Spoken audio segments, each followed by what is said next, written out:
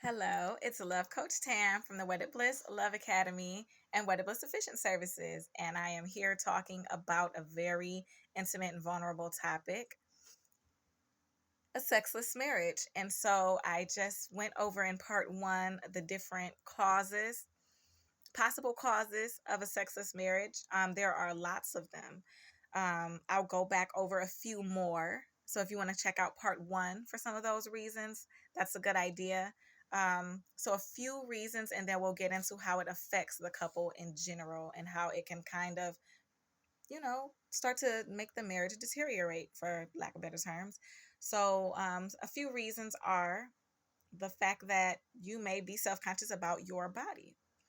If you feel like you are gaining weight, for example, and you don't feel sexy, then of course, when it's sexy time, you're going to be so in your head that you may not even be able to, do what needs to be done. And then sex could get a little boring or you can't perform at all. And so that brings me to another reason that some marriages can be, lacking that intimacy part is boredom.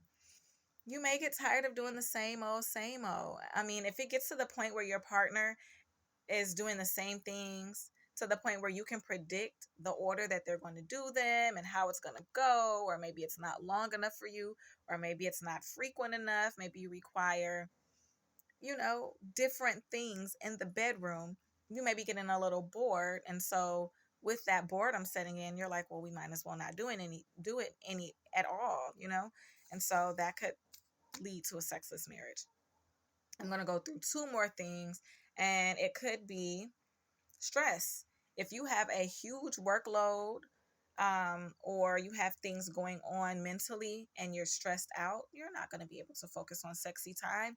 And if you do, you're just going through the motions, which again goes back to boring, and no one wants boring sex. So, those are a few things that can cause a sexless marriage.